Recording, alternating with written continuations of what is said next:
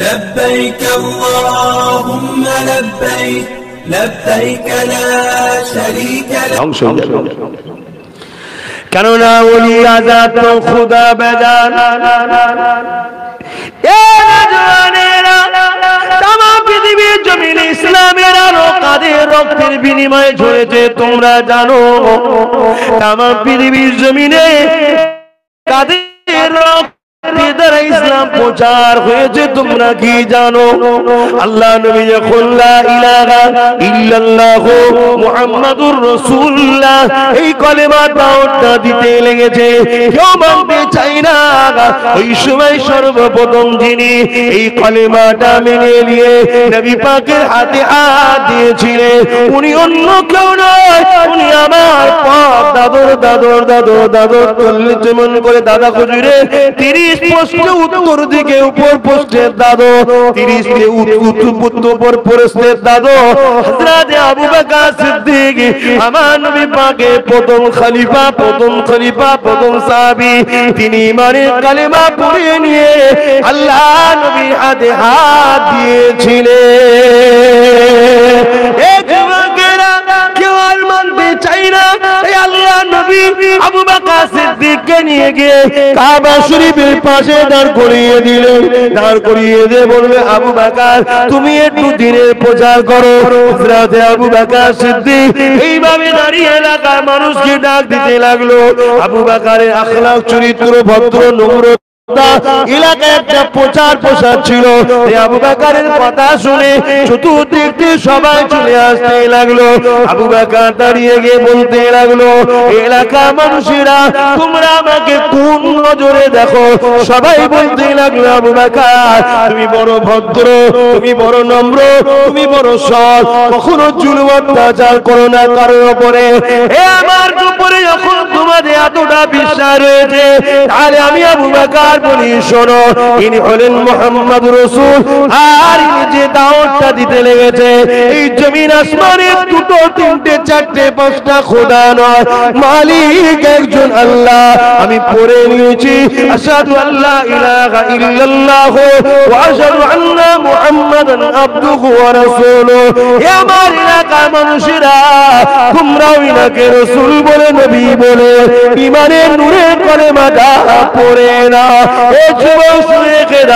এই জমিনের উপরে আল্লাহ নবী দ্বীনের প্রচার সর্বপ্রথম যিনি করেছিলেন তিনি হলেন আমার দাদু আবু বকর।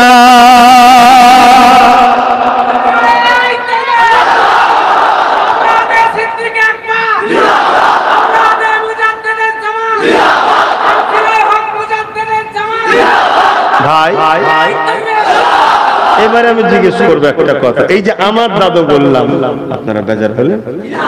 তা আমার দাদুকে আমার দাদু বলবো না? তা আমার দাদুটাকে আপনারা দাদু করতে রাজি নয়? শুধু রক্ত থাকলেই দাদু হয়? অনেক সময় রাস্তা হয়ে যায়, রাস্তা রেস্তা হয়ে যায়, ঠিক না? ঠিক রক্ত অনেক সময় পর হয়ে যায়, দূর আপন হয়ে যায়। তা আমার দাদুটাকে তোমার দাদু করো না। কিন্তু একটা কথা দিমাগে ঢোকাও তো, ইমাম সাহেবকে আপনি ইমাম সাহেবের বিয়ে ছোট মতো বয়স দেখছি তো, যদি একটু মুরব্বী 80-90 বছর হতো বুঝাবার একটু সুবিধা হতো। কিন্তু ইমাম সাহেবকে দিয়ে বলি কারণ ইমাম একটা সম্মানীয় জিনিস, ইমাম সম্মানের জিনিস। কার ঘরের দায়িত্বে আছে? কিন্তু দুঃখের বিষয় আমরা এখন ইমামের উপরে মাথা মারি, ঠিক না বেটি? না, উচিত নয়। আল্লাহর ঘরের দায়িত্বে যে আছে তার উপরে আল্লাহরই জোর চলবে। অর্থাৎ কোরআন সুন্নাহর বেখেলাফ কিছু কথা হলে তখন কথা হবে, আমভাবে তার বিরুদ্ধে কথা বলার অধিকার নাই, কেন সে আল্লাহর ঘরের দায়িত্বে আছে। হ্যাঁ, কোরআন সুন্নাহর বিরুদ্ধে হলে ওই ইমাম কেন আব্বাস সিদ্দিকী হলেও তাকে মানা যাবে না, কারণ আমাদের কাছে আল্লাহ আগে রাসূল আগে, ঠিক না বেটা? কিন্তু শরীফুন নসব বলে একটা জিনিস আছে। মেজে হুজুরকে মানে মেজে হুজুর এই হাদিসটাকে তেনার কিতাবে জায়গা দিয়েছে। শরীফুন নসব তে করে সম্মান করা হলো অজিব। অজিব বোঝেন? অজিব বোঝেন? ফরজের পরে অজিব, কিন্তু শাস্তির দিক দিয়ে ফরজের যা শাস্তি অজিবেরও তা শাস্তি। বুঝতে পারলাম তো নাকি? ফরজ তরক করলে যে শাস্তি, ওয়াজিব তরক করলেও সে শাস্তি, কিন্তু ফরজের পরের মাকাম হলো ওয়াজিব, করতেই হবে। শরীফুল নসব দেখে সম্মান করতেই হবে। শরীফুল নসবকে নবীর বংশধর, সাহাবাদের বংশধর, এরা হলো শরীফুল নসব। কেন কেন করতে হবে? যদি সে শরিয়াত বিরোধী কোনো কাজ করে তার থেকে সরে যাও, তার কথাকে মানা যাবে না, কিন্তু তার সঙ্গে বিয়াদবি করা যাবে না। কেন? এটা এবার বুঝে লাগে। ইমাম সাহেবের একটা ছেলে, আচ্ছা ইমাম সাহেবের কথা বাদ দেন, মুরব্বী কারো একটা কথা বলছে। কোন মুরব্বী ধরুন এই গ্রামে একজন হাজী সাহেব নামাজি মুসল্লি, তিনার একটা ছেলে এখন ধরুন একটা ছোটখাটো ভুল করেইছে। এখন বেচারি হাজী সাহেব নামাজ পড়ে নামছিলেন, তিনার সামনে এখন তিনার ছেলেটাকে সবাই মিলে ধরে অপমান করছে, ছোট বড় কথা বলছে, গালিগালাজ করছে, মারধর করছে। বলুন হাজী সাহেব বা ওই নামাজি মুসল্লি মুরব্বিটার অন্তরে আঘাত হবে না? হবে না? বলুন বলুন বলুন। হাজী সাহেব আপনার ছেলে অন্যায় করেছে, তারপরও আঘাত হবে? অন্যায় করেছে তারপরেও কি হাজী সাহেবের মনে দুঃখ হবে? বলুন হ্যাঁ কি না? বাপ হিসাবে বলুন, বাপ হিসাবে প্রত্যেকের ছেলে আছে, বলুন হবে না? হবে না? কেন হবে? এই বাপ বেটার সম্পর্কটা মানুষের নয়, আল্লাহ না হয় ছেলেটা করে ফেলেছে, এইভাবে অপমান করলি, এইভাবে মারলি, এইভাবে কষ্ট দিলি, এইভাবে গালিগালাজ করলি। শুনছেন? এজন্য বলেছে শরীফুল নসবের ছেলেরা ভুল করে ফেললো, তার থেকে সরে যাও, তার সাথে বিয়াদবি করতে যেও না। কেন?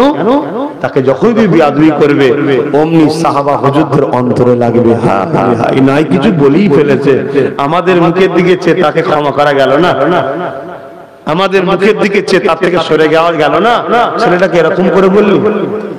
শুনছেন? তুমি ফুরফুরার মুরিদ দাবি করছো না, আর দাদা পীরের আওলাদদের সঙ্গে গুস্তাগি, দাদা পীরের আওলাদদের সঙ্গে বিয়াদবি, দাদা পীরের আওলাদদের সঙ্গে অপমান সূচক কথাবার্তা, নিজের দল মল পথ লাগিয়ে অর্থ খরচ করে লোককে ভুল বুঝিয়ে রাস্তায় দাঁড় করিয়ে দিয়ে অপমান করার ষড়যন্ত্র, এটা কি ভালো লক্ষণ না খারাপ লক্ষণ? আজ সমাজে কিছু মানুষ এগুলো করছে, তাই সতর্ক করছি, শুধরে যাও। আর না হয় খোদার মারে যখন পড়ে যাবে কেউ দেখতে আসবে না, কেউ দেখতে আসবে না। বাপেরা নওজওয়ানেরা, হযরত আবু বকর সিদ্দিক যখন কাবা জমিনে ভাবে বলেছিলেন,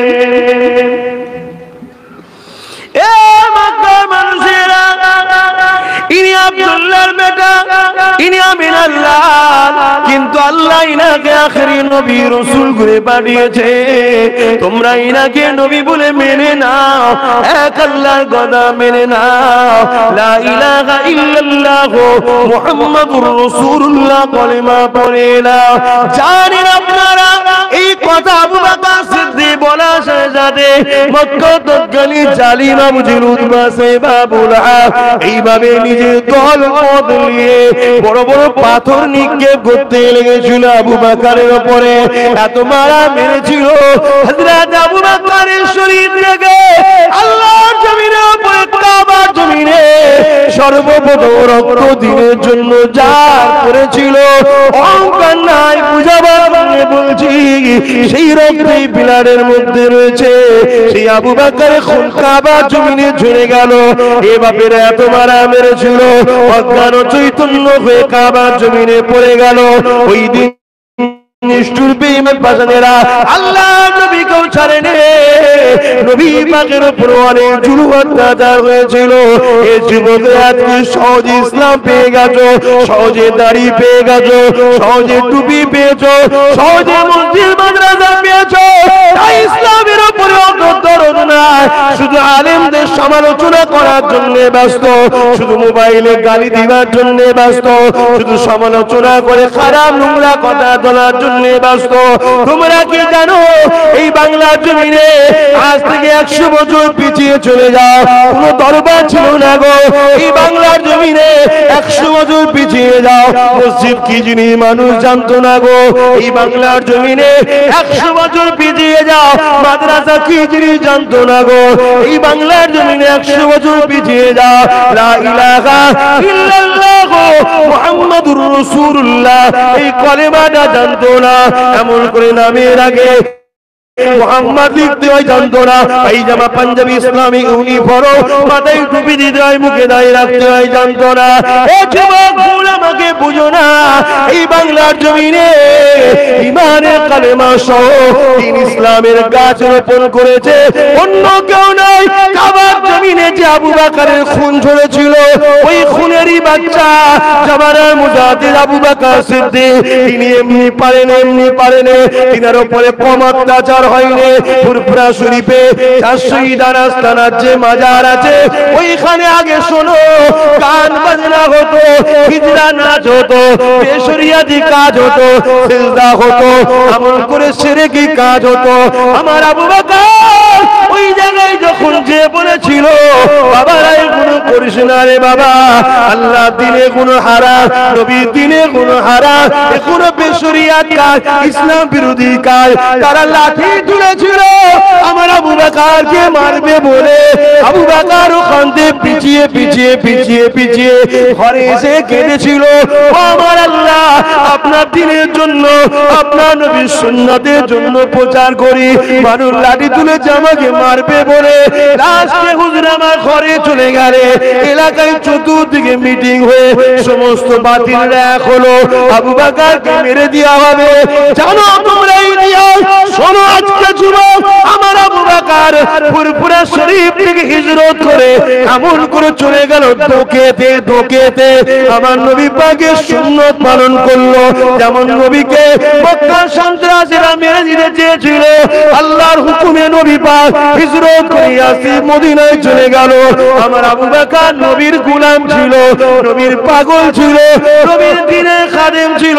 আমার আবু বকরকে মেরে দিতে চেয়েছিল, আমার আবু বকর হিজরত করে চলে গেল ধোঁকেতে, হরিপাল থানার মধ্যে পড়ে, আমার হুগলি জেলাতেই পড়ে, কিছুটা দূরে ওইখানে চলে গেলে এই যুবকের আল্লাহ সাহায্য শুরু হয়ে গেল।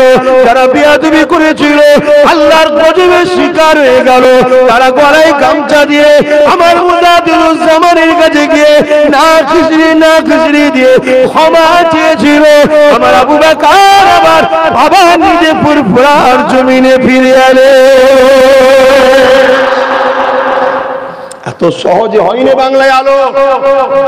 আজ এই বাংলায় কেউ দাদা হুজুরের নাম ভাঙিয়ে আমার দাদা হুজুরের মুরিদদের করে ওহাবি বানাতে চাইবে, শরিয়ত বিরোধী যেতে চাইবে, নিজেরা দল করে মস্তানি করতে চাইবে। নিঃশ্বাস যতদিন চলবে ততদিন লড়াই চলবে। রাজি আছেন না? না আপনারা কি আমাদের বিরুদ্ধে দাঁড়িয়ে লড়াই করতে রাজি আছেন? যদি আমাদের বিরুদ্ধে লড়াই করতে রাজি থাকেন করুন। আমরা হোসাইনি, আমরা লোক দেখে ভয় পাই না, লোক দেখে ভয় পাই না। শুনুন, ইসলাম কিছু কৌশল শিখিয়েছে, কৌশল অবলম্বন করি, যেটাকে আপনারা হয়তো মনে করেন হুজুর মনে হয় ভয় খাচ্ছে, না, কৌশল অবলম্বন ইসলাম শিখিয়েছে। কেন? আজ সামনে আমার যে দাঁড়িয়ে আছে ও তো আমারই বাচ্চা, আমার বলতে আমার দাদা হুজুরই মুরিদের বাচ্চা। ভুল বুঝে আছে, কৌশল অবলম্বন করে ওকে প্রথম আনতে হবে। যদি না আসে লড়াই তখন তো সামনাসামনি হবে। হযরতে হোসাইন হুজুর দাঁড়িয়েছিলেন কারবালায়, জানেন না? একদিকে 22,000, কোন রায়াতে 3,000, কিন্তু এক সাহাবী, নবীর এক সাহাবী ছেলের নেতৃত্বে 22,000 সৈন্য এসেছিল, শুধু একটা পদের লোভে। কিসের লোভে? বলুন বলুন বলুন। পদ। কার বিরুদ্ধে? ইমামে হোসাইনের বিরুদ্ধে। পদ। সেদিন যদি একটা পদের জন্য 22,000 সৈন্য নিয়ে ইমামে হোসাইনের মোকাবিলায় নামতে পারে, আজকে কিছু টাকার জন্য সেই নবী বংশের বাচ্চাদের বিরুদ্ধে পাবলিক নামতে পারে না? ভয় খেয়ে জেলে হবে না। সেদিন আমার হোসাইন পাক ভয় খেয়েছিল নাকি? আমার হোসাইন পাক কিন্তু লড়াইয়ের আগে একটা ভাষণ দিয়েছিলেন। কি তোমরা কি জানো আজকের দিনে জমিনের উপরে আসমানের নিচে সব থেকে আল্লাহ শ্রেষ্ঠ বান্দা কে? আমি হোসাইন। এভাবে বলেছিল। তারিখ পড়ো, দেখো তোমরা আমার বিরুদ্ধে লড়াই করতে নেমেছো, অথচ তোমাদের জবানে নাকি কালেমা রয়েছে, তোমরা নাকি নারে তাকবীর আল্লাহু আকবার দাও, তোমরা নাকি তাগুতের নামাজও পড়েছো, আযানও দিয়েছো, আবার তোমরা আমার বিরুদ্ধে তরোয়াল ধরেছো। যে জবানে নারার কালেমা পড়ো, যে জবানে নারার দিন শরীয়তের নামাজ পড়ো, সেই লোকগুলো আবার হোসাইনের বিরুদ্ধে তরোয়াল ধরেছে। তো ওই দিকে জাহান্নাম আছে, হোসাইনের দিকে জান্নাত আছে। যদি কারো নসিব ভালো হয় ফিরে আসো। এই বক্তব্য শেষে এসেছিল কটা? বলবেন তো? তাহলে ইতিহাস যদি না জানেন তাহলে আপনারা এখন খেল হারিয়ে ফেলবেন। এটা আজকে নতুন নয়, এই যে লড়াই আজকে নতুন নয়, যুগ যুগ ধরে আসছে। আপনারা ভাবেন যে কি একটা সমাজের মধ্যে হতে কি হয়েছে? কিছু হয়নি সমাজে। আপনি বেশি মাথায় চাপ দেন তাই সমস্যা আপনার। আপনি তো নিজের মাথা ঠিক করবেন, আপনি তো ইতিহাস করবেন। ইতিহাস বোঝেন না? ইতিহাস এবার যদি বলে ইতিহাস করলে হবে দিনের ব্যাপার। আরে কোরআনে 3 ভাগ যদি হয় 2 ভাগের বেশি ইতিহাস আছে। কোরআনে আছে না? ইউনুস নবী, ইউসুফ নবী, জাকারিয়া নবী, ইব্রাহিম নবী, ইসমাইল নবী, উজাইর নবী, ঈসা নবী, শুধু নবীদের সুলাইমান নবীর ঘটনাই আল্লাহ শোনাচ্ছে, ইতিহাস শোনাচ্ছে। তাহলে ইতিহাসের লাভ আছে না লস আছে? ইতিহাস জানতে হবে। আপনাদের কাছে আমি একটা দাবি দিয়ে যাচ্ছি, এই ইতিহাস আপনাদের জানতে হবে। এই বাংলায় ইসলামের বাতি জ্বালালোকে ইতিহাসটা পড়ুন। যদি মনে হয় আব্বাস সিদ্দিকীর বেটা জান জমানার মুজাদ্দিদ জ্বালিয়েছে, বা আব্বাস সিদ্দিকীর পদ্মাদা পীরের বেটা জান হযরতে হাজী মুস্তাফা মাদানী জ্বালিয়েছে, তাহলে এই মেদিনীপুরের মানুষ পরিবর্তন হও, এখনো সময় আছে, এখনো পরিবর্তন হও। সুদিনে যাও, এদিক ওদিক করতে যেও না, বরবাদ হয়ে যাবে, ধ্বংস হয়ে যাবে। কেন আখেরি জামানা, খাওয়ালেই যদি আপন হয়, মাল দিলেই যদি আপন হয়, এতে 1 প্লেট বিরিয়ানি দিচ্ছে, কেউ 500,000 টাকা দিচ্ছে, কেউ 2 কেজি চাল দিচ্ছে, আর কানা দাজ্জাল কি দেবে জানো? সোনা দানা হিরে দেবে। তাহলে তোমরা কি দাজ্জালের সাথে যাবে নাকি? আমাই দেয়, আমাই দেয়, আমি কি করে করি? আরে কেউ কাউকে দেয় না, সবাইকে একজনই দেখে, আল্লাহ। আর ভাগ হয় মদিনাওয়ালা থেকে, বন্টন হয়। জোরে বলুন সুবহানাল্লাহ। দেনেওয়ালা আল্লাহ, বন্টনকারী মুহাম্মদ রাসূলুল্লাহ। তোমার কিসমতে যেদিন যেখানে রিজিক থাকবে সেখানে। আমি এখনো জানিনি আজকে এই গ্রামে আমার রিজিক আছে কিনা, আমি এখনো জানি না।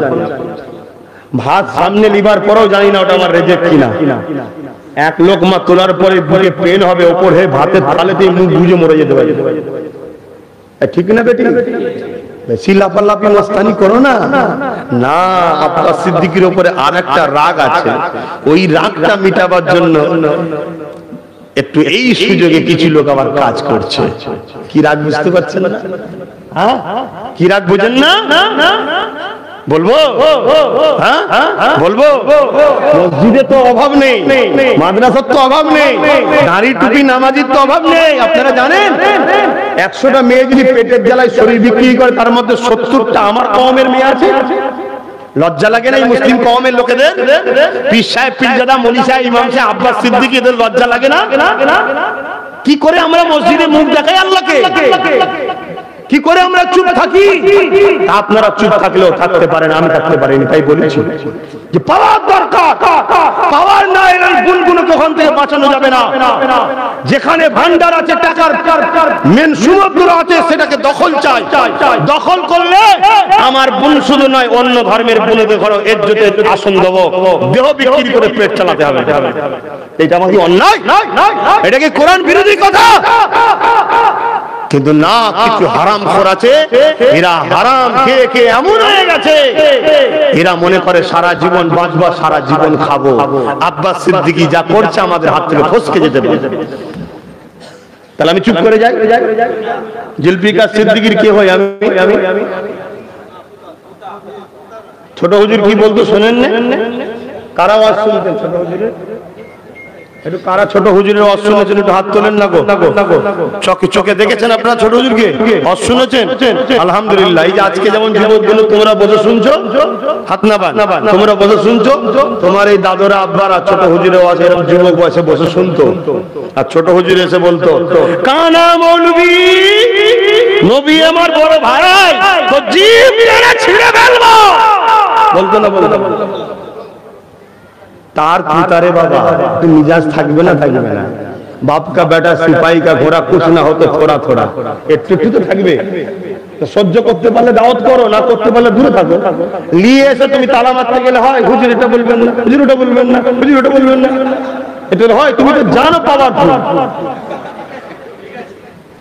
তুমি তো মোবাইলের ব্যাটারি আমি তো ট্রান্সমিটার এ তো টাচ করলে ঝটকে একদম কে দেবে কবর ঢুকিয়ে দেবে কথা বুঝছেন না বোঝেন না কত চলে গেল বুঝতে পারছেন না কত গাল দিয়েছিল সমালোচনা করেছিল ফটাফট মরছে দেখেও শুধরাচ্ছে আমি কিছুই জানি না এদি বলেন তাহলে আপনি কি আল্লাহর ওলি হয়ে গেছেন না কে বলেছে আমি বলছি আল্লাহর ওলি আমি জানি না তবে আমি যা কিছু বলছি আল্লাহর জন্য রাসূলের জন্য বলছি তুমি যদি কারোর জন্য বলো তোমার কিছু হলে সে যদি তোমার পাশে দাঁড়ায় তাহলে আমারও বিশ্বাস আমি যার জন্য বলছি আমার কিছু হলে তিনি আমার হয়ে কাজ করেন করে না শোনো তাহলে এই বিষয়ে একটা কথা বলে যাই একটা ছেলে নতুন বিয়ে করে স্ত্রীকে নিয়ে যাচ্ছে পানি হয়েছে আর একটা যুবক ছেলে সে আল্লাহর পাগল কার পাগল ছিঁড়া ফাটা কাপড়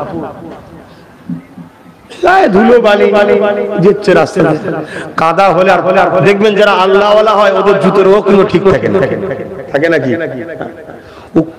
কোনটা বড় কোনটা ছোট কি উল্টে পড়েছে কি সিধে পড়েছে কোনো খেয়ালই থাকে না শুধু আল্লাহর খেয়াল কি গো মানেন তো নাকি তো ভাই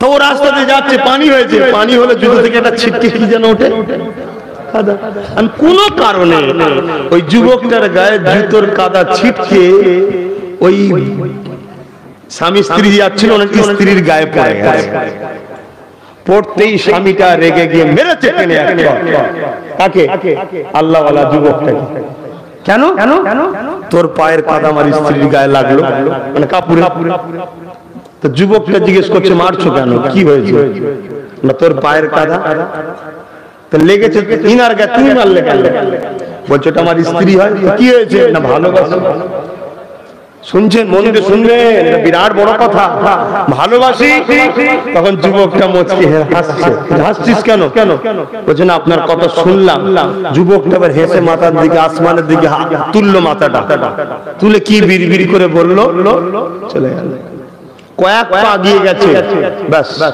ছটফট করছে যুবকটা মরে গেছি যন্ত্রণায় বাঁচাও রাস্তায় কাচরাচ্ছে স্ত্রী চিল্লাচ্ছে বাঁচান লোক ছিল জড়ো হয়ে গেছে কি হয়েছে ওই যুবকটা আমার স্বামীকে মেরে ফেললো ভাই যুবকটা মেরে ফেলছে মেরেছে একটাও উপরন্তু ওই যুবককে মেরেছে সবাই লোক যে ভিড়ে পড়ে মেরে না আমি তো কিছু করিনি এসে দাঁড়িয়েছে কি হয়েছে না স্ত্রী বলছে তুই মেরেছিস কি করেছিস বল স্ত্রীকে জিজ্ঞেস করো প্রথম থেকে বলো কি হয়েছে স্ত্রী বার বলতে লেগেছে যে আমরা যাচ্ছিলাম ওই যুবক যাচ্ছিল ওর পায়ের কাদা আমার গায়ে লেগেছে আমার স্বামী ওকে এক চড় মেরেছে মারার পরেও শুধু জিজ্ঞেস করলো তুই মারলে কেন আমার স্বামী বললো আমার স্ত্রী গায়ে কাদা লাগলো কেন তখন উনি জিজ্ঞেস করলো যে তোমার স্ত্রী গায়ে কাদা লেগেছে স্ত্রী মারবে তুমি মারলে কেন তখন আমার স্বামী বললো আমি ভালোবাসি এটা আমার স্ত্রী হয় আমি ভালোবাসি তাই মেরেছি তখন যুবকটা বললো আচ্ছা মুচকে হেসে আসমানের দিকে চেয়ে কি বিড়বিড় করে বললো আর চলে গেল তখন সবাই বলছে কই তাহলে যুবকটা তোমার স্বামীকে মারলো কোথায় বলছে হ্যাঁ ওই মেরেছে সবাই যুবককে চেপে চেপে ধরেছে ব্যাপারটা কি হয়েছে বল যুবক বলছে আমি কিছুই জানি না আমি শুধু একটাই কথা বলেছি মালিক ওর ভালোবাসাকে কত ভালোবাসে সামান্য কাদা লেগেছে কিন্তু ঝাড় আমায় দিয়েছে তো তুমি যদি আমায় ভালোবাসো তাহলে আমার জন্য কি করা দরকার তুমি করো। কথা কিছু বুঝছেন না, বোঝেন না? আব্বাস যদি সিদ্দিকী যদি সত্যি মুজাদ্দিদ জামানের সিলসিলা অর্থাৎ আহলে সুন্নাত ওয়াল জামাত আল্লাহ আল্লাহ রাসূলের জন্য যদি আমি লড়ে থাকি, তাহলে আমাকে যদি কেউ ক্ষতি করতে চায়, আমি তোমার মালিককে বলবো, মালিক আমি তো তোমার জন্য রাস্তায় বেরিয়েছি, আমি তো কোনো দুনিয়ার জালিম নেতার পক্ষে নয়। আমি পীর সাহেব সেজে বক্তা সেজে কিছু মাল পানি নিয়ে তো গুণ গাইতে পারতাম, সব ঠিক আছে, সব ঠিক আছে, সব ঠিক আছে, সব ঠিক আছে। কি ঠিক আছে রে? মাদ্রাসা কোনো হত্যা হয়েছে ঠিক আছে মানে সব ঠিক আছে। আমি তো বলতে পারতাম, আমি তা করিনি। আল্লাহ আমাকে 100 বার ডেকেছে, আমাকে টাকা দেবে বলেছে, আমার নলেজ ফ্রি করে দেবে বলেছে। কেউ না জানুক, আল্লাহ তুমি জানো। আমি তবুও যাইনি। কেন? আমি জানি আমি যদি যাই চুচুড়ার মাদ্রাসাকে বিক্রি করেই আমায় টাকা দেবে। কয়েক হাজার কোটি টাকার সম্পদ তালা মারা বন্ধ করেছিল, লড়াই করেছিলাম, তারপর থেকে ঝগড়া শুরু হলো। আল্লাহ নবীর ঘরের জন্য লড়াই করব না, মাদ্রাসার জন্য লড়াই করব না, তখন থেকে টক্কর শুরু হলো। এবার তারা ডাইরেক্ট যত বলে তত দেখছে আমার দিকে ফ্যান ফলোয়ার বাড়ছে। কেন? মানুষের মধ্যে এখনো ঈমান আছে। আরে পিঠের জালে হয়তো একটু হারাম খেয়ে ফেলেছে, কিন্তু কাফের তো হয়ে যায়নি, ঈমান তো আছে, দাদা হুজুরের সঙ্গে মহব্বত তো আছে। তাই ডাইরেক্ট যখন তারা বলে তখন দেখছে আরে রুকা যাচ্ছে না, তো আরো বেড়ে যাচ্ছে। তখন তারা পলিসি অবলম্বন করেছে কি? ওদেরই মতো সেজে কারা বক্তা মৌলী সাহেব পীর সাহেব পীর যারা আছে তাদের ঘরে মামলা, তাদের ঘরে দিয়ে আব্বাস সিদ্দিকীর বিরোধী করা। তাই আমার জলসা বন্ধ করা হচ্ছে, আমার জলসা করলে তাদেরকে মারা হচ্ছে। শুনলাম এই জলসাওয়ালাদের ঘরেও হুমকি দিয়া নাকি হয়েছে, জানি না অনেক জায়গায় হচ্ছে। শুধু পূর্ব মেদিনীপুর পশ্চিম মেদিনীপুরে নয়, মাদারীপুরে শুধু নয়, অন্য জায়গাতেও হচ্ছে। এক এক জায়গায় এক একটা খব্বিশ আছে। এই কথা বুঝছেন না, বুঝেন না? হ্যাঁ বাপ শুনছেন না? শুনুন। আচ্ছা বলুন তো বাবু, কোনো খব্বিশের নাম বলেছি? এখন ওখান থেকে যদি একজন বলে আপনি আমায় বলছেন কেন, তাহলে জানতে হবে ওইটা হলো সেই খব্বিশ। ঠিক না বেটি? আমি কার নাম বলেছি? এই আগেও বলেছি। হঠাৎ করে কেউ কিছু না যদি বলে তুই আমার সম্বন্ধে বলছিস কেন? তোমায় বললাম আমি। তুমি কি করে বুঝলে তোমায় বললাম? রান্না করে কে বলছে আমি মাছ খাইনি? আমি জিজ্ঞেস করেছি তুই মাছ খাচ্ছিস কি? অতএব বাপ অতি চালাকের দড়ি কোথা হয় জানো? পিঁপড়ের কখন মরণের সময় হয়? আম মানুষ বোঝে না। অনেক দরবার, অনেক বক্তা, অনেক মৌলী সাহেবদের ঘরে নিয়ে উঠা বসা করে। ভালো জিনিস করুক না রে বাবা। আমি একা আব্বাস সিদ্দিকী বা আমার বাচ্চা তারা ক জায়গায় যাবে? এই তো চলে যাব, আবার হয়তো 6 মাস না 5 মাস পরে, 3-4 মাস পরে পিংলায় আর একটা কুতা আছে, কোথায় বেশ একটা আছে। যাই হোক, এই যে বীজখানে ইমাম সাহেব ভাই বোনই তো দেখবে নাকি? ঠিক না বেটি? করে খান না, দেখেন না, সাজান, আমরা আসবো, হাত তুলে বলবো ইমাম সাহেবকে দেখবেন, যা বলবে শুনবেন। কিন্তু ইমাম সাহেব আস্তে আস্তে বাজার তৈরি করে নিয়ে যদি আমাকেই বলে গ্রামে ঢুকতে দুর্গনি, এর চেয়ে বড় দুঃখ আপনার কথা বলছি বুঝাবার জন্য। এরকম হচ্ছে, এরকম হচ্ছে। আমার দাদু জানরা বিশাল বাগান করে বাবা এখানে বসে, বাবু তোমাকে আমি এখানটা দায়িত্ব দিলাম, ইনি রয়েছে একটু দেখবে, সব খেয়াল রাখবে, যোগাযোগ করবে, সব আসবে, এরকম সব বিভিন্ন যা বলবে তারা ইসলাম থেকে বেরিয়ে যাবে। আল্লাহর আমাদের মতো চেহারা আছে যারা বলবে তারা ইসলাম থেকে বেরিয়ে যাবে। কথা বুঝে আসছে না? নয় যারা বলবে পীর মাশায়েখ ওলি আউলিয়াদের মানা শিরক, তারাই হলো প্রকৃত ইসলাম থেকে বেরিয়ে গেছে বাতিল। এই যে কথাগুলো বলবো, বললে তাহলে আমি যে একটা ওহাবি মতবাদ চালাচ্ছি, বোঝেন তো ভাই? ওহাবি মতবাদ, ওহাবি মতবাদ হলো নবী পাক সাল্লাল্লাহু আলাইহি ওয়াসাল্লাম মরে গেছে, নবী শাফাআত করতে পারবে না, নবী আমাদের মতো মানুষ, নবী পাক সাল্লাল্লাহু আলাইহি ওয়াসাল্লামের কবর মোবারকে জিন্দা নাই, তিনি 40 বছর বয়সে নবুয়ত পেয়েছে, তার আগে নাকি তিনি মুসলমানই ছিল না। এগুলো আপনারা মানেন? জোরে বলেন মানেন? তাহলে আমরা ঢুকলে আপনাদের বাচ্চাদের ঘরে শিখাবো তো যে খবরদার বাবা, এগুলো যারা বলবে তারা ইসলামের দুশমন, এদেরকে বিশ্বাস করো না। দাড়ি দেখলে টুপি দেখলে ছোট না, কারণ রবীন্দ্রনাথের মাথায় যে টুপি আর হাজি রুমাল লাগিয়ে দেওয়া হয় না, জগতের সব থেকে বড় ওলি মতো লাগবে। ঠিক না বেটি? এগুলো লোককে বুঝাবো না, আপনাদের বাচ্চাগুলো আবার দাদা হুজুরকে আহলে সুন্নাত ওয়াল জামাতকে ধরে থাকবে না ওহাবি মতবাদ ঢুকবে। এই ওহাবি মতবাদ ঢুকাবার যারা প্ল্যান করছে তারা চাইছে আব্বাস সিদ্দিকীকে ঢুকতে দেওয়া হবে না। আর একটা দুনিয়ার স্বার্থ আছে, কথা বুঝতে পারছেন না? বলেন না, দুনিয়ার আর একটা স্বার্থ আছে। কেন আব্বাস সিদ্দিকী বলেছে যে আমাদের অধিকার ফিরিয়ে দিতে হবে, আমার ওয়াকফ সম্পত্তি তুমি চালাবে কেন, আমি চালাবো। আমার ইমামকে ২৫০০ দেবো কি ১০,০০০ দেবো ওটা আমরা ভাববো, তুমি ভাবার কি, ওটা আমাদের টাকা। কথা বুঝছেন না? বুঝলেন না? এই জন্য আবার একটা বাধা। তাহলে এই বাধাতে আব্বাস সিদ্দিকী কি ঘরে ঢুকে যাবে মনে হচ্ছে নাকি? একটু কথা বলবেন তো। যদি বলেন যে হ্যাঁ ঢুকে যান, আমি ঢুকে যাচ্ছি, তাহলে ঢুকে যাবো নাকি? অত সহজ নয়, অত সহজ নয়। আল্লাহ যেটা চাইবেন সেটা হবে। হকের পক্ষে আল্লাহ আছে, হকের পক্ষে আল্লাহ আছে। আপনাদের কষ্ট হচ্ছে নাকি? হ্যাঁ কষ্ট হচ্ছে। সেই সকালে কখন খেয়ে দিয়ে এসছেন, কষ্ট হচ্ছে, অসুবিধা হচ্ছে না?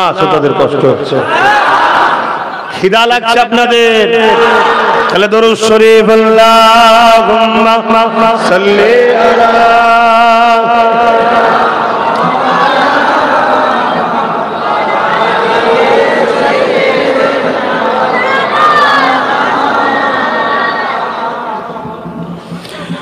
দেখি নাই তোমারে কোনদিন, তবু আছো হৃদয়ে অমলিন।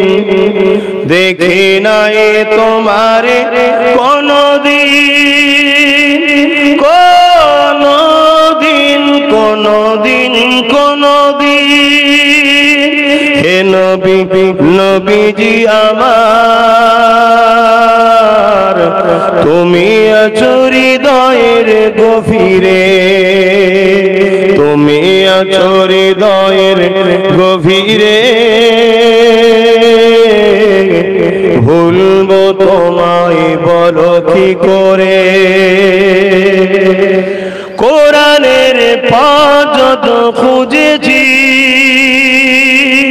হে নবী তোমায় তত চিনেছি। কোরআনের পাঁচ যত খুঁজেছি, হে নবী তোমায় তত চিনেছি। তুমি আছো হৃদয়ের গভীরে, ভুলবো তোমায় বলো কি করে। আল্লাহুম্মা সাল্লি আলা সাইয়্যিদিনা মাওলানা মুহাম্মদ ওয়া আলা আলিহি। আমার আব্বা জানেরা, ভাইরা, কিছু কথা বললাম সিলসিলার স্বার্থে, পীর মুরিদির স্বার্থে। বেজার হলেন? যারা আমার মুজাদ্দিদ জামানকে ভালোবাসেন সেই ঘরের সন্তান হিসাবে তাদেরকে কথাগুলো শোনালাম। যদি অপছন্দ হয় আমার কথা, সবথেকে উত্তম হলো দূরে থাকা। ঠিক না বেটি? হ্যাঁ, যখন আমি আপনার নাম ধরে বলবো, আপনি যদি সেই কাজের কাজী না হন, তাহলে আপনি ডাইরেক্ট আসতে পারেন যে আপনি আমাকে বললেন এই কথাটা, কই আমি তো হারাম খাই না, কাকে বললেন আপনি জিজ্ঞেস করতে পারেন। ঠিক না বেটি? কিন্তু আপনি গায়ে পেতেলে ঝগড়া করতে গেলে আপনার ক্ষতি হয়ে গেল। আপনি জানেন, আপনি জানেন কি সর্বনাশ করেছেন আপনি? কোনদিন যদি পূর্ব মেদিনীপুর, পশ্চিম মেদিনীপুর কোনো জায়গায় আমার সমস্যায়, সব বদনামের ভার আপনার ঘাড়ে যাবে। জানেন আপনি না? যা ভুল কাজ করে ফেলেছেন, কেন সবাই জেনে গেছে কারা করেছে। কথা বুঝছেন না? কত বড় ভুল কাজ করলেন, বোকার মতো কাজ করে। এখনো সময় আছে। যেদিকে সারা দুনিয়া মুসলমানকে মারতে চাইছে, নিজেদের মধ্যে কেউ কি করেন না, চুপ করে থাকেন। আপনি আপনার মতো থাকুন, আমি আমার মতো থাকবো। বলতে যাব না, আগেও বলিনি, আজও বলছি না, কালও বলবো না। কিন্তু আপনি নিজেই প্রমাণ করে দিচ্ছেন যে আমি হলাম সেই আসামি। আপনি ভুল করছেন, শুধরে যান। আসেন আমি যে কথা এখন বলছিলাম, আল্লাহ নবী অনেক কষ্ট করে দিনটা প্রচার করেছে। নবী পাকের সাহাবা হুজুররা অনেক কষ্ট করে দিনটা প্রচার করেছে। আমাদের সবাইকে নিজেদের গতির কথা না ভেবে, নিজেদের পজিশনের কথা না ভেবে, নিজেদের জনবল না ভেবে, আমরা সবাই যখন নবীর উম্মত সব কিছু ভুলে গিয়ে আসুন নবীর দিনকে বাঁচাবার জন্য আমরা এক মুঠো হয়ে যায়। কে কোন দরবারে, কে কোন জায়গায়, কার কত লোক আছে, কার কত ভক্ত আছে, এসব জানাদুরি না করে আসুন আমরা সবাই আল্লাহ নবীর দিনকে বাঁচাবার চেষ্টা করি। কারণ আজকে দিনের মধ্যে এমন খোলা পানি ঢুকে গেছে, যেমন বন্যাতে আমাদের বাড়িতে পানি ঢুকে যায়, ওই পানি দেখলেই মনে করে যায় পান করার মতো, কিন্তু না, ওই খোলা বন্যা পানির মধ্যে কিছু ব্যাকটেরিয়া আছে, পান করলে টাইফয়েড হবে, পান করলে বিমার হবে। তাই আমাদের উচিত এই খোলা পানিগুলোকে আমার নবীর দিন থেকে সরিয়ে দিয়ে ফেরেশ পানিটা, ফেরেশ দিনটা মানুষের কাছে তুলে দেওয়া, এটা আমার মুজাদ্দিদুজ্জামান দিয়ে গেছে। আপনি যদি মুজাদ্দিদুজ্জামানের হন, আমি যদি মুজাদ্দিদুজ্জামানের হই, কে কোন জায়গাতে পড়েছে, কে কোন জায়গায় থাকে, সব কিছু ভুলে গিয়ে এই অসহায় মুসলিম কওমটাকে বাঁচাবার জন্য ঐক্যবদ্ধ হয়। কারণ আগামী দিন এনআরসির নামে এই কওমটাকে গণহত্যা করা হবে, যেমন মায়ানমারে করা হতে লেগেছে, আজও চলতেছে। কালকে আপনি যখন ভোটের লাইনে যাবেন, দেখবেন আপনার নাম তালিকাতে নাই। কে আপনি? আমি ফুরফুরাবি। কে আপনি? আমি দেওবন্দি। কে আপনি? আমি অমুক দরবার। কে আপনি? আমি অমুক দরবার। কোন দরবার চলবে না। মুসলমান হওয়ার জন্য আপনাকে ক্যাম্পে নিয়ে যাওয়া হবে, ওখানে তিলে তিলে আস্তে আস্তে আপনাকে হত্যা করা হবে। এই বলে দিয়ে যায়, যে যার হুজুর নিয়ে থাকো, যে যার বক্তা আমির সাহেবকে নিয়ে থাকো, যে যার পীর সাহেবকে নিয়ে থাকো, তুমি আমার পীরকে দলাদলি করতে যেও না, তুমি আমার পীরকে আঘাত দিয়ে যেও না। আমি তোমার বিষয়ে বলিনি, বলবো না, কিন্তু মনে রেখে দিও, এখন আমাদেরকে ঐক্যবদ্ধ হয়ে এই কওমটাকে বাঁচাতে হবে। আজকে এটা আমার মসজিদ, ও বলছে আমার মসজিদ। এমন একটা দিন আসছে মসজিদ বলে কিছু রাখবে না, কেননা ভারত থেকে ইসলামকে মুছার প্ল্যান চলতে গেছে। এই তোমার আমার না করে আল্লাহর ঘর মসজিদ মনে করে আমারটাকেও বাঁচাও, তোমারটাকেও বাঁচাও। আসো দুজনে এক হয়ে এই সত্য সভ্যতা নাই পড়ে ইসলামের ঝান্ডাকে উঁচু করে ধরি।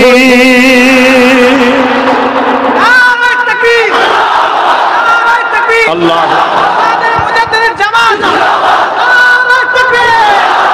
উলামাদের মধ্যে ইখতিলাফ আগেও ছিল, এখনো আছে। ইখতিলাফটা কিসের ইখতিলাফ? কিতাবের না হাতাহাতি? এর বলেন না, কিতাবে, ঠিক না বেটি?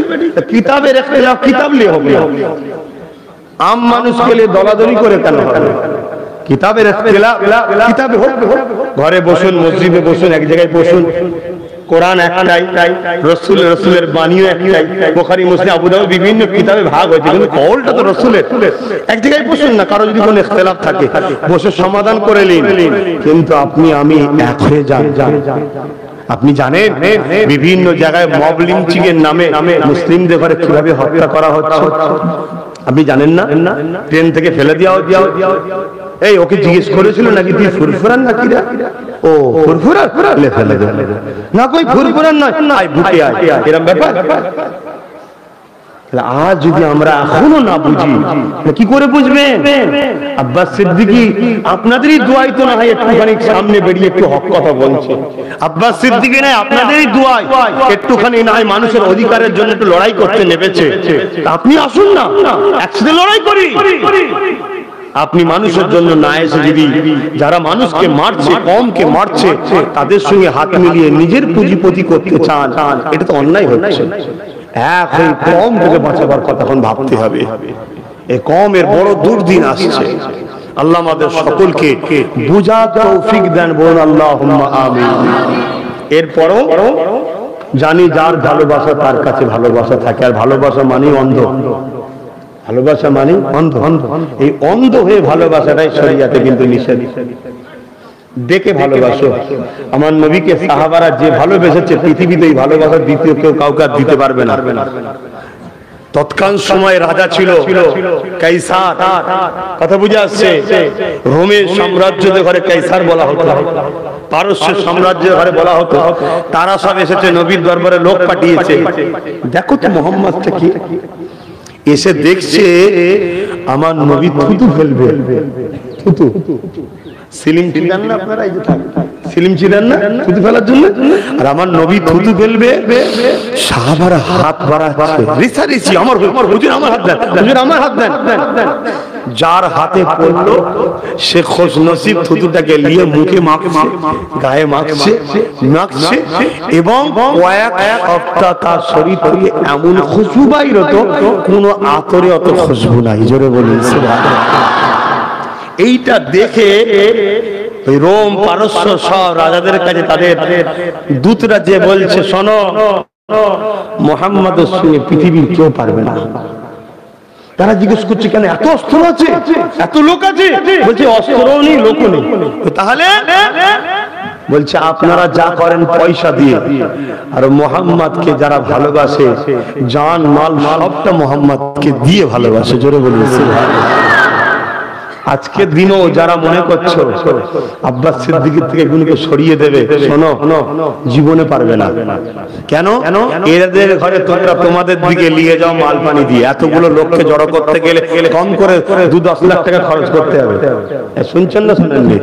আর এরা আমাদেরকে ভালোবাসে, জানো দেয় মালও দেয়, সব দিয়ে সময় দিয়েছে ভালোবাসছে। ঠিক না বেটি? কেন? এখানেও একটা ভালোবাসা জড়িয়ে আছে। কি ভালোবাসা? মদিনাওয়ালার ভালোবাসা। জোরে বলুন সুবহানাল্লাহ।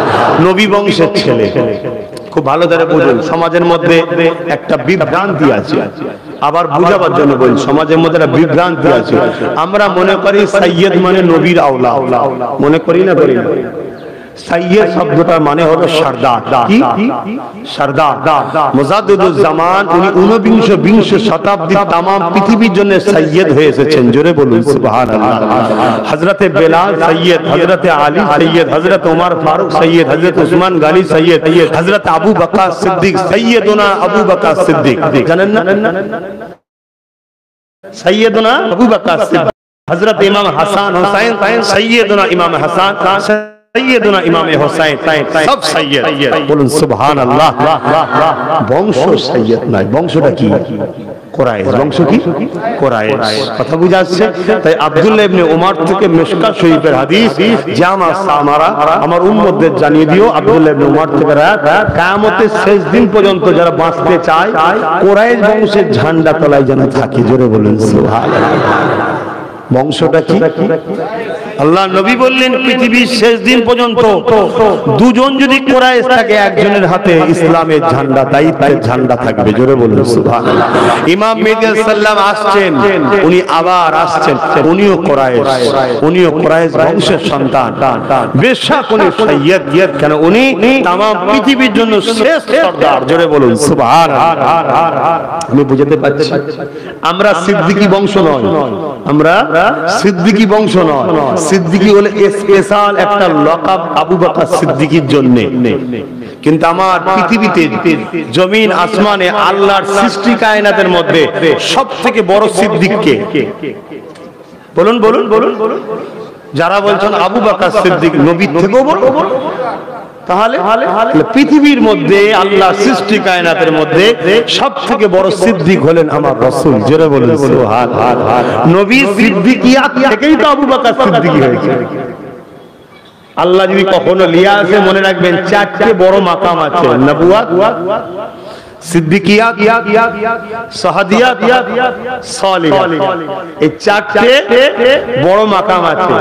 এই 4টে তামাম পৃথিবীতে যারাই পেয়েছে আল্লাহ দিয়েছে, কিন্তু মুহাম্মদ রাসূলের ঝুলি থেকে পেয়েছে। জোরে বলুন সুবহানাল্লাহ। মুসা নবী, ঈসা নবী, দাউদ নবী, জাকারিয়া নবী, যত নবী এসেছেন নবুয়ত পেয়েছে মুহাম্মদ রাসূল থেকে পেয়েছে। পৃথিবীতে যত শহীদ আছে মুহাম্মদ রাসূলের ঝুলি থেকে পেয়েছে। তাই মুহাম্মদ রাসূলের শহীদ অনেক ডিপ ব্যাপার ভাই, আলোচনা করতে গেলে এখনো 2 ঘন্টা লেগে যাবে, না লোক বুঝতে পারবে না, বিভ্রান্তি হয়ে যাবে। আমি যেটা বলতে চাইছি, তাহলে সব থেকে বড় সিদ্দিকিয়া, সিদ্দিকি কে? মুহাম্মদুর রাসূল সাল্লাল্লাহু আলাইহি ওয়াসাল্লাম।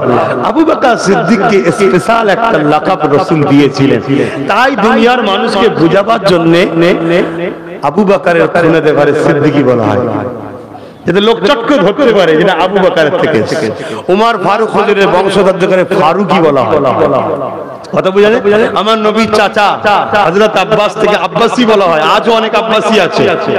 বাংলাদেশের একটা বিরাট নামকরা জনপুরি হুজুরের সব খানদানের ছেলে আছে না, আব্বাসি বলে, ওনারা হচ্ছে এই নবীর চাচার বংশের ছেলে, সব নবী বংশে। শুনছেন না শোনেন নে?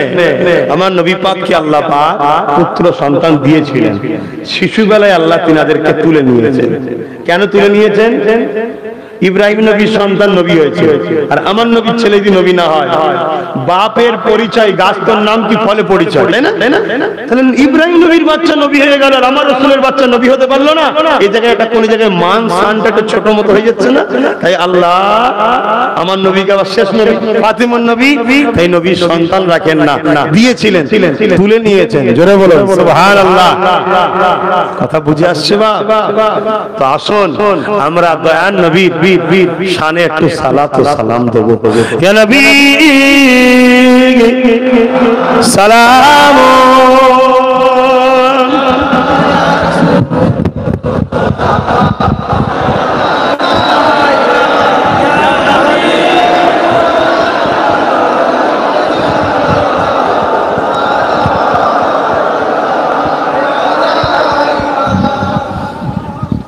طلع البدر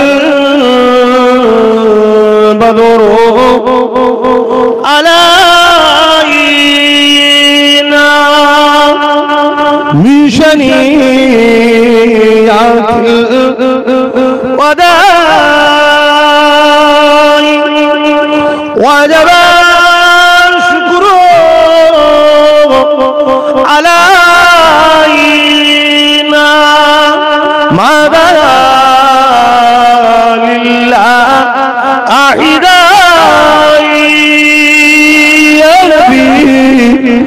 سلام يا رسول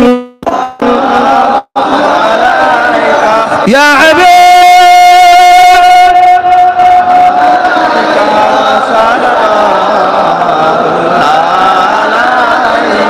কঠিন হাসর দিনে কি আছে মোদে এ কপাল গুনাহগার উম্মাত আতো আপনার লইবেন সঙ্গে এ মাহশরে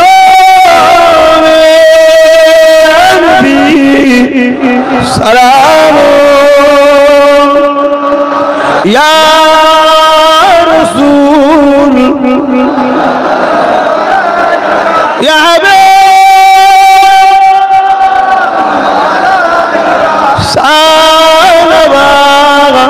সালাওয়াতুল্লাহ।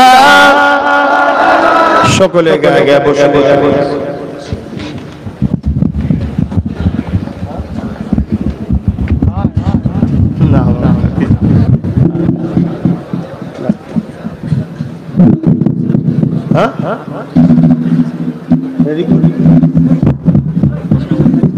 বাপ আপনাদের কষ্ট হলো?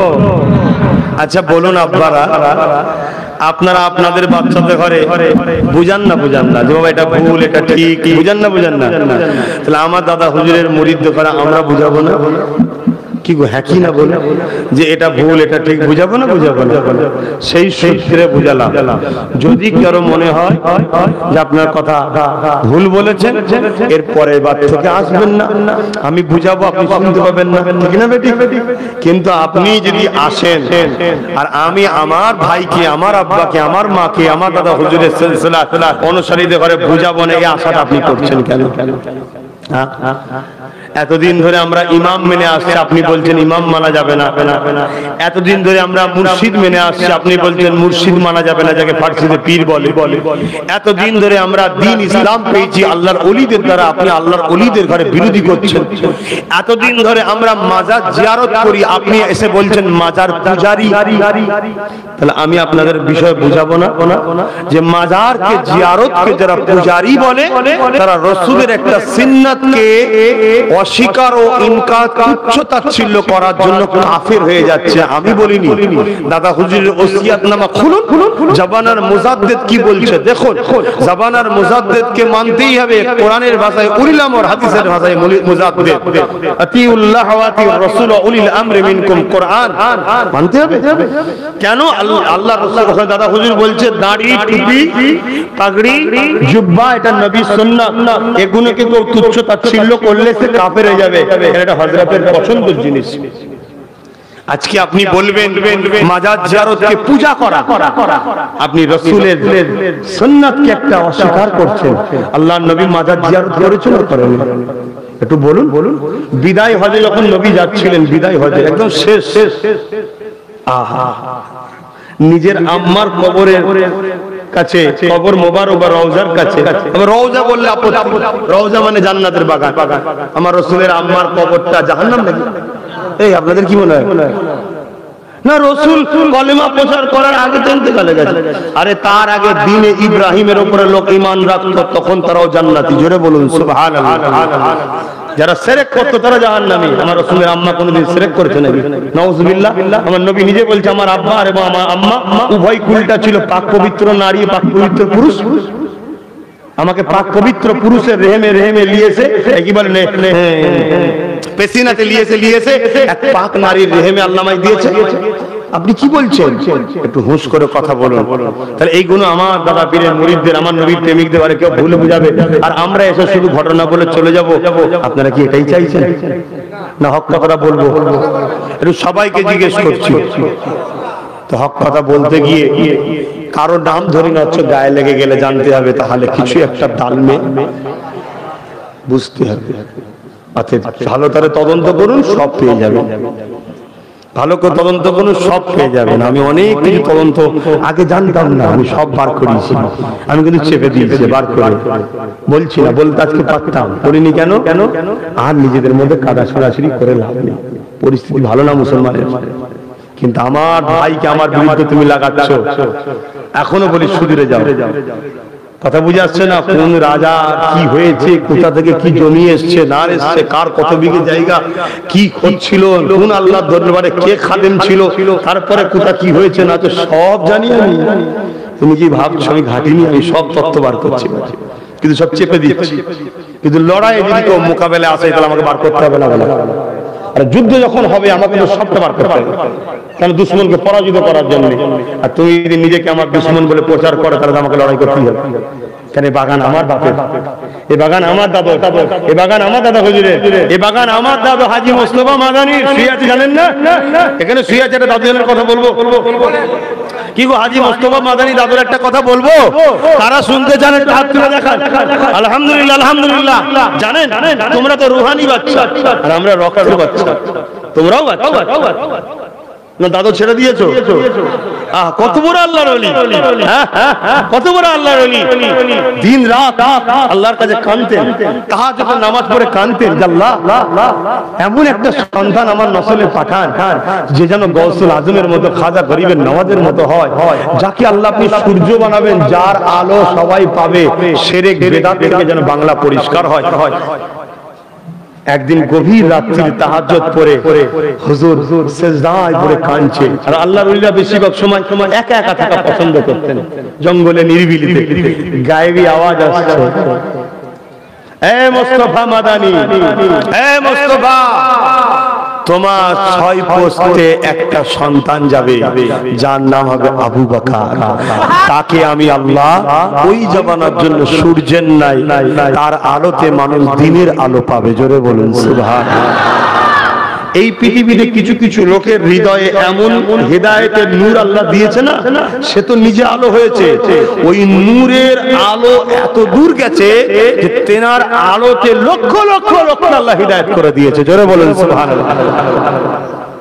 তা হযরতে মুজাদ্দিদ জামান দাদা হুজুর রাহমাতুল্লাহ আলাইহি আল্লাহ এই নিয়ামত করেছিলেন। আল্লাহর ওলিদের উপরে যেটা গায়েবী আওয়াজ হয় ওকে কি বলা হয়? বলেন ওনাকে কি বলা হয়? ইলহাম। আর নবীদের উপরে যেটা গায়েবী আওয়াজ আছে ওহী। রাসূল পরো ইলহাম ও ওহীকে যারা অস্বীকার করে তারা ইসলাম থেকে বেরিয়ে যাবে। তো হুজুর হাজী মুস্তাফা মাদানী হুজুর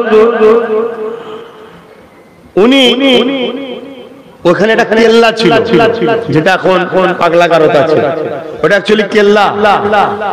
ওখান থেকে যুদ্ধ হতো।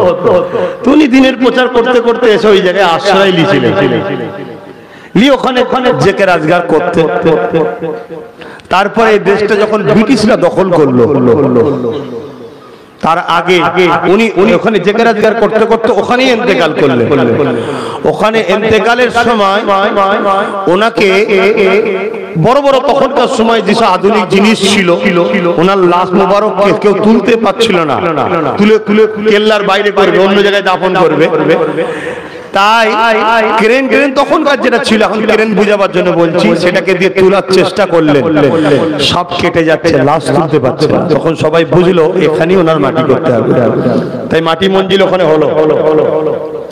পরবর্তীতে ব্রিটিশদের ক্ষমতা যখন শুরু হয়, ব্রিটিশরা যখন ফুল ক্ষমতায় এসে যায়, ব্রিটিশদের ক্ষমতা যখন চলে, তখন এটাকে ব্রিটিশরা জেলখানা করে দিল। কেল্লা থেকে জেলখানা, ভারতীয় নিরীহ লোকেদের ধরে ধরে ধরে ধরে বন্দী করে রাখতো। আর হুজুরকে আল্লাহ এত বড় নিয়ামত করেছেন যে হুজুর ইন্তেকালের পরও রুহানি হালতে প্রতিদিন রাত্রি ওখানে মসজিদ ছিল, ওই মসজিদে তাহাজ্জুদের নামাজ পড়তে যেতেন। জোরে বলুন সুবহানাল্লাহ। আল্লাহর ওলিদের যাওয়ার ক্ষমতা আল্লাহ দিয়েছেন না দেয়নি? আল্লাহ রুহানি হালে যেতেন। তো জেলের মধ্যে যারা বন্দী ছিল ওনারা রোজ দেখতে যে জ্যোতির্ময় মানুষ, নুরানি চেহারা মানুষ, আলো বেরোচ্ছে যে মানুষটার শরীর থেকে, এই মানুষটাকে একদিন আমাদের দুঃখের কথা বলা যায়। একদিন সবাই মিলে বলছেন হুজুর একটু এদিকে আসবেন, আমাদের কিছু কথা আছে। ইতিহাস বলছেন। যদি বলে এই ইতিহাস আপনারা জানলেন কি করে? ইতিহাসে লিখিত আছে তাই জেনেছি। কথা বুঝে আসছে না? তো এই সময় তারা বলতে লেগেছে যে আমরা নির্দোষ মানুষ, আমাদেরকে বন্দী করে রাখা হয়েছে, আমাদেরকে যদি ছেড়ে দেন হুজুর আমরা ঘরে চলে যাব। তখন হুজুর বলছে তোমরা দোষ না করলে বন্দী করো। হুজুর পেটের জ্বালা, কে বলছে আমি কলার কাঁদি চুরি করেছিলাম, কে বলছে কারো খেতে সবজি চুরি করেছিলাম। ছোটখাটো চোর হুজুর, আমরা বড় চোর নয়। হুজুর ছেড়ে দেন, জীবন আর ভুল করবো না। আল্লাহর ওলি বললেন বাবা তওবা করো। ওর মধ্যে অনেক মুসলিম ছিল, তওবা করো। তওবা করার পরে হুজুর আল্লাহ পাকের কাছে ফরিয়াদ করলেন যে আল্লাহ এদের তালাক আপনি খুলে দিন। শুধু তালাক দিকে তাকিয়েছে, আল্লাহর অশেষ ক্ষমতায় আওয়াজ হচ্ছে, তালাগুলো কেটে কেটে পড়ে যাচ্ছে। জোরে বলুন সুবহানাল্লাহ। এই ক্ষমতা আল্লাহর আছে না নাই? বিশ্বাস আল্লাহর ক্ষমতার উপর রাখুন। আল্লাহর ওলিদের যেটা দেখায় ওটা আল্লাহরই ক্ষমতা, ওলিদের দ্বারা আল্লাহ করায়, কারণ তারা আল্লাহ ওয়ালা হয়েছিল। তাই আমরা হতে পারি যে হয় না। ওই সময় তারা চলে যায়, যাবার পরে তাদের মধ্যে থেকে অনেকে আবার পরবর্তীতে তওবা করে নামাজি মুসল্লি হয়ে বড় বড় আল্লাহর ওলি হয়ে গেছে। এই দৃশ্য থেকে কথা বুঝে আসছে? তো সেই সময়তে এই খবরটা দিল্লি চলে যায়, এই খবরটা মেজোলাট কলকাতায় তার কাছে চলে যায়। সেখান থেকে সে এসে রাগেতে হুজুরের মাজারের যে দরজা ছিল ওই দরজায় লাথি মারতে যায়। দরজাটা খুলে যায় অটোমেটিক, পাটা ঢুকে যায়, দরজাটা আটকে যায়। যত লড়াই তত চাপে, যত লড়াই তত চাপে। কুড়ুল কাটারি তখন যে আধুনিক যন্ত্র ছিল, মারছে লুহার নেই, আগুন ছিটকে সরে যাচ্ছে। কেন? এই শাস্তিটা কার পক্ষ থেকে হচ্ছে? আল্লাহর পক্ষ থেকে। এটা হুজুরের কাজ না, এটা আল্লাহর কুদরতি ক্ষমতা। তখন এইভাবে দিল্লি খবর চলে যায়, দিল্লি থেকে বড় লাট এসে ওখানে ক্ষমা চায়, তারপরে দরজা খোলে। বলুন সুবহানাল্লাহ। যে মরা দাদুর পুতা ছেলে আমরা নয়, তোমরাও মরা দাদুর লোক নয়।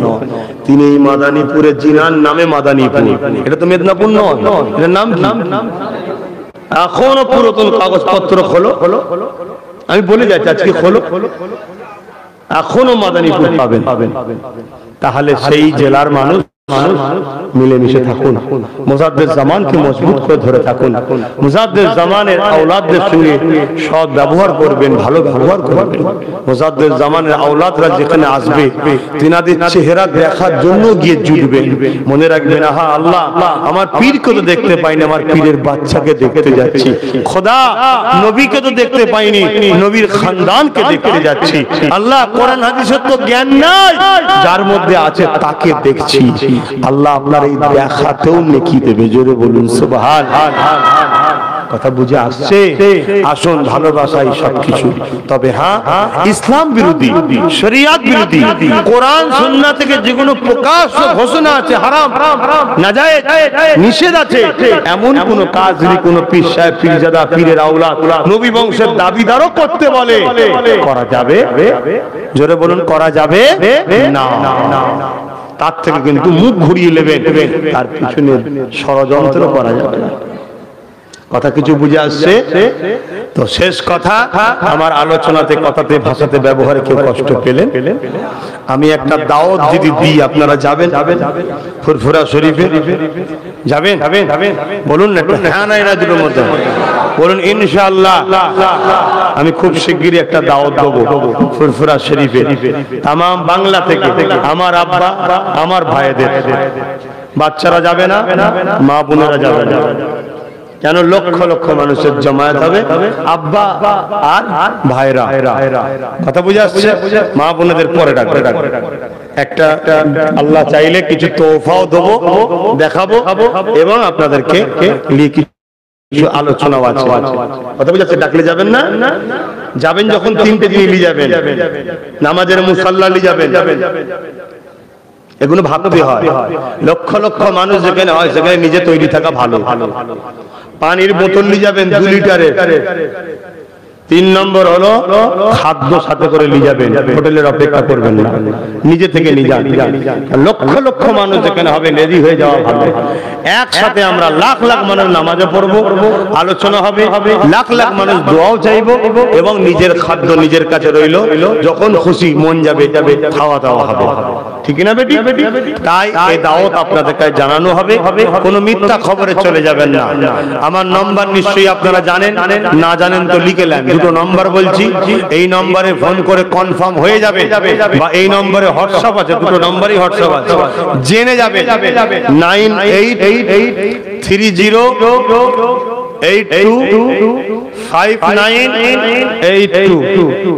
আবার বলছি, 9830825982। এই একটা নম্বর, আর একটা নম্বর 9046396050। এই 2টো নম্বর, 2টো নম্বরই হোয়াটসঅ্যাপ আছে, ফোন করে যাবেন, ইদিক উদিক করবেন না। বাপ একদম দিল থেকে বলুন, আমার আলোচনা, আমার কথা ভাষাতে কষ্ট পেলেন, মিলেমিশে থাকেন। আপনি আপনার পীরকে ধরে রাখেন, আপনার মানুষ চুপচাপ থাকেন। কথা বুঝে আসছে? এদিক ওদিক করার দরকার নেই, ধরে থাকবে। আজকে রাত্রে আবার মাহফিল আছে, আমার ভাই পীর আল্লামা হোসেন সিদ্দিকী চাঁদান হুজুর পীর কেবলা বড় সাহেবজাদা পীরজাদা মুশফিকিন সিদ্দিকী ভাইজান, তিনি আছেন। বাদ মাগরিব 6:30 থেকে আলোচনা করবেন। এবং আমার ওয়ালিদ আব্বাজান পীর আল্লামা শাহ সুফি আলী আকবর সিদ্দিকী আল কুরাইশি হুজুর কেবলা আখরি দোয়া করবেন রাত 10টা থেকে 9:30 থেকে। আপনারা সকলে আসবেন, বসবেন, এলাকার মানুষ কোরআনের কথা শুনবেন, একটু দোয়া নেবেন। এখন আমি বিদায় নিচ্ছি। এই মাহফিলটা হলো, আসলাম, খুশি হলেন না বেজার হলেন? খুশি যদি হয় একটু প্রমাণ তো দিতে হবে। খুশি মনে দান করুন, সওয়াব হবে না গুনাহ হবে? কোথায় দান করবেন? মাহফিলের জন্য। কোথায়? মাহফিলের জন্য। ছেলেরা যাচ্ছে একটু যা খুশিতে দেন। কই বাবা কে যাবে? আর সকলে বিসমিল্লাহ শরীফের সঙ্গে একবার দরুদ শরীফ তিনবার শরীফ ফাতিহা শরীফ। আজান হয়ে গেছে, দুয়ার পর নামাজ হবে। একটু বেশি ছেলে যাও। আমার যারা সংগঠন করেন বা আমাকে যারা ভালোবাসেন, কারো কোনো সমালোচনা যদি করেন সেই সম্বন্ধে আপনার জ্ঞান থাকলে করবেন, না চুপ থাকবেন। দ্বিতীয় নম্বর, সমালোচনার ভাষা গাল না হয়। কেন আল্লাহ রসুল বলেছে যারা গালি দেয় তারা মুনাফিক। আমি চাই না আমার ভালোবাসার মানুষরা মুনাফিক হও। আশা করছি আমার ভালোবাসার মানুষরা এরকম করে না। কিন্তু এখন সমাজে কিছু ফেক আইডি খুলে নিজেরাই নিজেদের মধ্যে গালিগালাজ করে সেটা আমার নাম করে প্রচার করে আমাকে বদনাম করার একটা ষড়যন্ত্র চালাচ্ছে একদল মুনাফিকরা। এসব গুজবে কান দেবেন না। তথাপি আমার দায়িত্ব আছে, বলে গেলাম, গালিগালাজ করা মুনাফিকের একটা লক্ষণ। খবরদার কেউ কাউকে গালিগালাজ করবেন না। ভদ্র ভাষায় গঠনমূলক সেই বিষয়ে জ্ঞান থাকলে কথা বলবেন, না চুপ থাকবেন। কথা বলতে হবে না।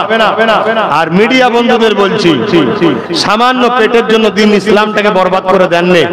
মানুষের